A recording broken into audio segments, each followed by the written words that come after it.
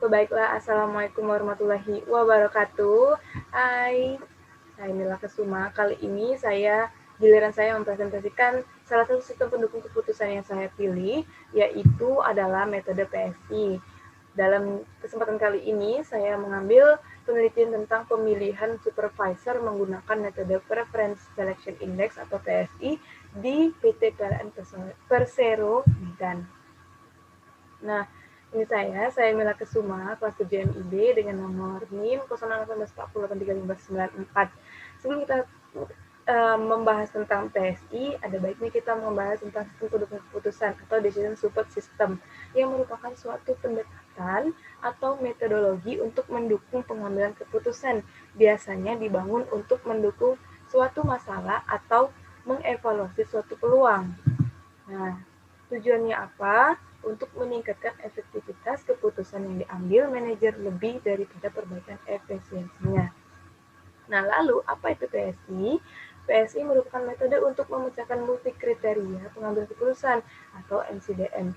Dalam metode ini, yang diusulkan itu tidak perlu untuk menetapkan kepentingan relatif antara atribut, bahkan tidak ada kebutuhan komputasi bobot atribut yang terlibat dalam pengambilan keputusan metode ini.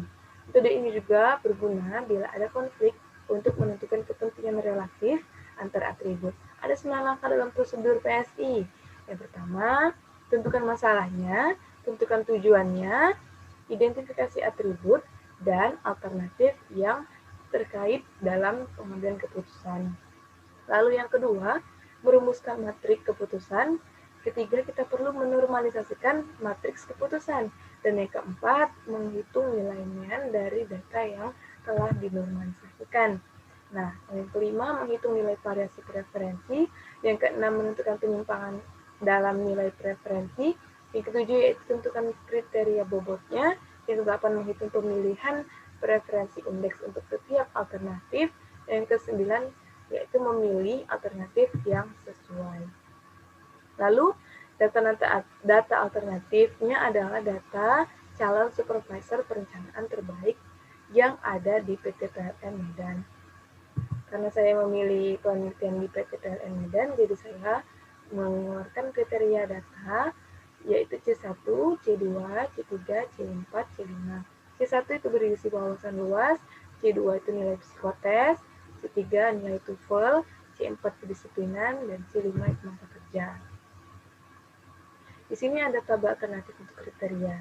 Alternatif yaitu nama-nama calon supervisor, ada Hasan Riyadi, ada Oni Afriandi, Widi Hermansyah, dan sampai terakhir yaitu Larry Aritonang. Nah, ini kriterianya. Dari C1 itu berwawasan luas, C2 nilai psikotes, C3 nilai TOEFL, C4 kedisiplinan, C5 masa kerja. Dengan bobot sangat luas C1 yaitu 60 sampai 80 itu luas, 81 sampai 100 yaitu sangat luas, dengan nilai psikotes baik, sangat baik. C2 itu bobotnya 60 baik sampai 80 baik, 81 sampai 100 itu sangat baik. Lalu nilai TOEFL itu C3 sama dengan C3, baik, cukup baik, sangat baik. Dengan bobot 50 sampai 60 itu cukup baik, 61 sampai 80 itu baik, dan 81 sampai 100 itu sangat baik. Lalu ada C4 kedisiplinan. Di sini ada sangat disiplin, dan cukup disiplin. 60 sampai 69 yaitu cukup disiplin, 70 sampai 79 yaitu disiplin, dan 80 sampai 100 bobotnya itu sangat disiplin. Masa kerja itu ditentukan sama perusahaannya. Lalu ini rating kecocokan dari alternatif setiap kriteria tadi. Ini 85, 70, C2 juga 75, 60 sesuai bobot kriteria yang sudah saya sebutkan tadi. Nah, lalu dapatlah hasil dari menentukan kriteria tadi, kita menyelesaikan langkah metode PSI sesuai langkah prosedur yang saya sebutkan tadi. Yang pertama, tadi sudah ditentukan alternatifnya. Yang kedua itu kita merumuskan tabel alternatif tadi, XIJ sama dengan nilai 80, ini C1-nya, ini C2, ini C3, ini C4, dan ini C5. Lalu di setiap nilai 85 itu dibagi 90%, dapat hasilnya 0,94%, yaitu M sama dengan jumlah alternatif, N adalah jumlah kriteria. Jumlah alternatifnya ada 5 dan kriterianya ada 50. Nah, lalu normalisasi matriks keputusan. Normalisasi matriks keputusan, nilai ini didapat dari XIJ sama dengan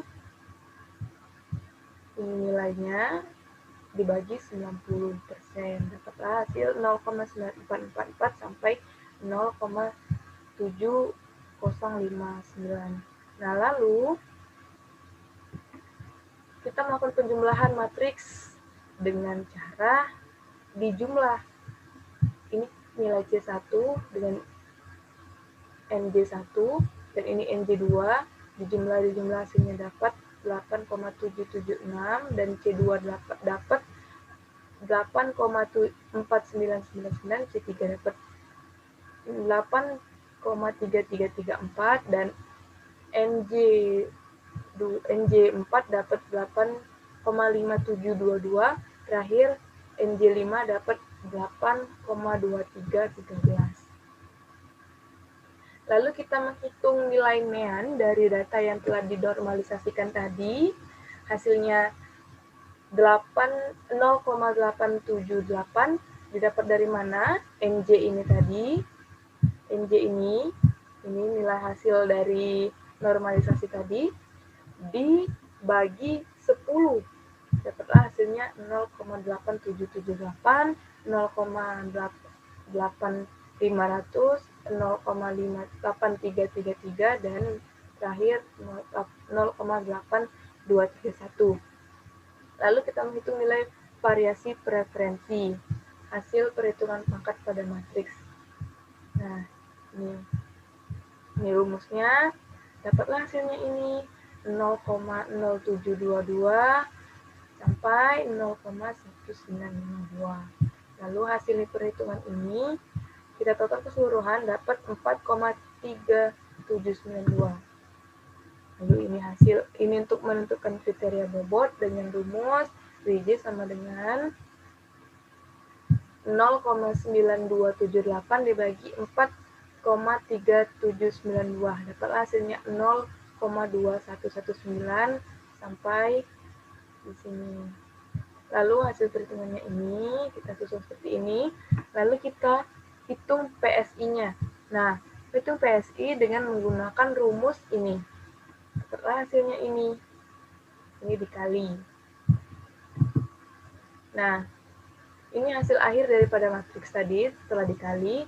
Lalu ini data alternatif dengan dilambangkan A1, keterangannya Hasan Riyadi dengan bobot nilai 0,8735.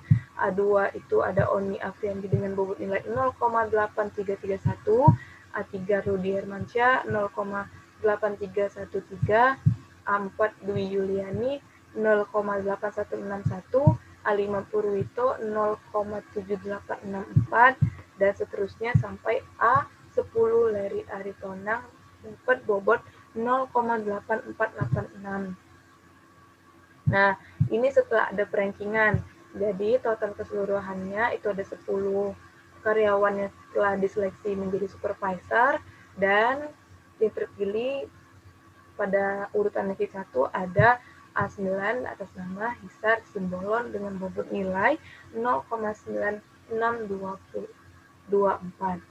Nah, dan seterusnya sampai ranking terakhir yaitu ranking 10 ada Purwito dengan bobot nilai 0,7864. Nah, ini flowchart-nya.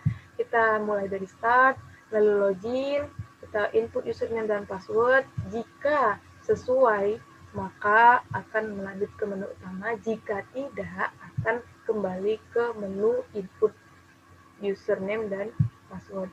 Lalu menu utama kita masukkan file alternatif supervisor. Jika iya, jika benar, kita langsung masuk ke form alternatif supervisor, lalu input data, simpan.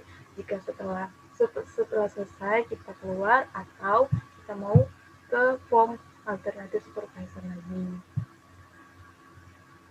Jika alternatif supervisor tadi tidak, kita akan memilih file kriteria. Jika iya, kita akan mengisi form kriteria. Jika tidak, kita akan memproses. Jika kita setelah kriteria, setelah disimpan, jika ingin keluar kita iya, jika tidak ingin keluar kita go back ke form kriteria sampai seterusnya hingga keluar dan finish. Intinya atau kesimpulannya yang didapat dari rancang bangun sistem pendukung keputusan yang dapat menjadikan alat bantu para pengambil keputusan untuk kenaikan jabatan karyawan menjadi supervisor pada PT PLN Medan.